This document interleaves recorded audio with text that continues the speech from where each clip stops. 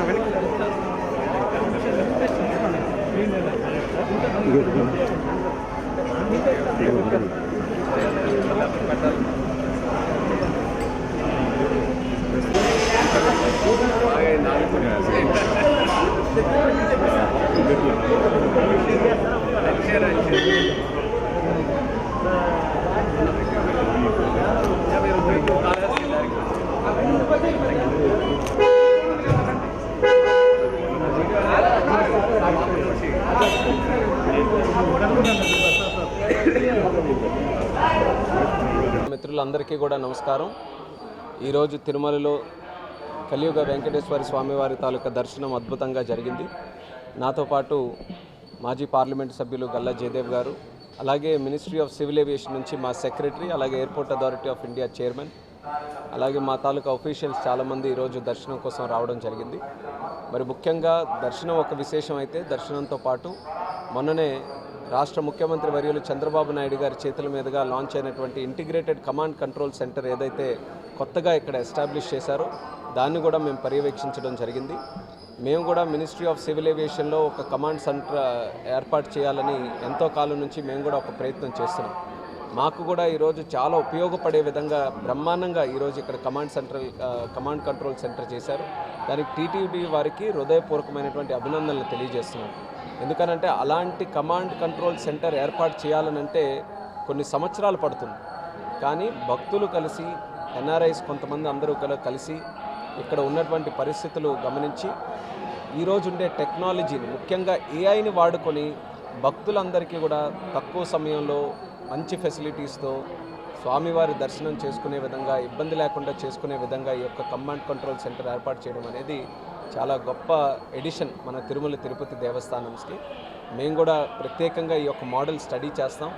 ఏ teams అయితే దీని మీద వర్క్ చేసాయో వాళ్ళతో కూడా ఇంటరాక్ట్ అయ్యి, దేశంలో మీరు చూస్తున్నారు ఎయిర్పోర్ట్స్ కానీ ఏవియేషన్ తాలూకా సెక్టర్ ఏ రకంగా గ్రో అయిందని.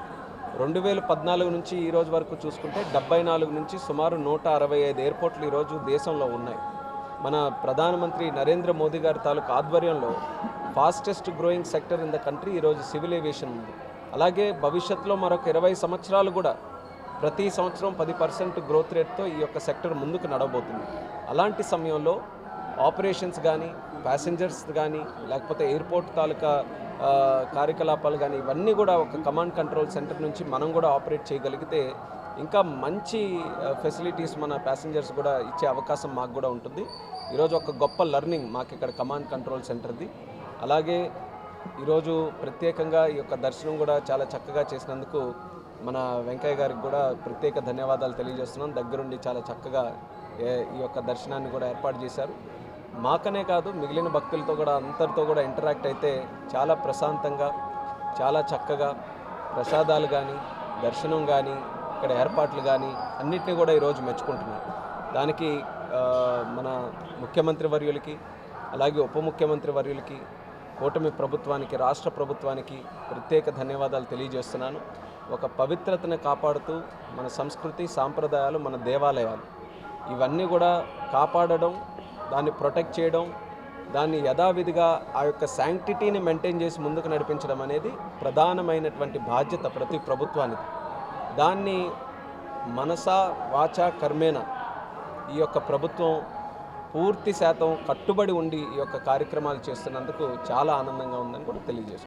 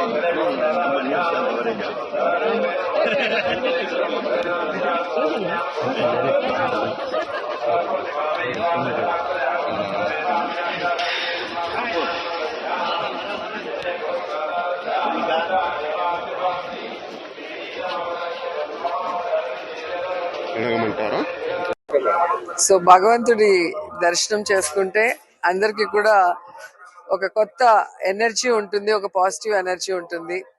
అలాగే రాజకీయాల్లో ఉన్న వాళ్ళకి చాలా ముఖ్యం భగవంతుడిని దర్శించుకోవటం అనేది. సో ఆ భగవంతుడి ఆశీస్సులతో మళ్ళీ కొత్త బలంతో ప్రజల కోసం పనిచేయడానికి ఎప్పుడు మేము ముందుకు వెళ్తుంటాం. సో తిరుమల శ్రీవారు ఎన్నిసార్లు చూసినా చూస్తూ ఉండాలనిపించేంత భగవంతుడు. ఈ ప్రపంచంలో ఏ టెంపుల్ కి కూడా ఇంత క్రేజ్ లేదనుకుంటాను. ఎన్నిసార్లు చూసినా చూస్తూ ఉండాలనిపిస్తుంది. సో భగవంతుడి ఆశీస్సులు మా మీద, రాష్ట్ర ప్రజల మీద ఎల్లప్పుడూ ఉండాలని మనస్ఫూర్తిగా కోరుకుంటున్నాను.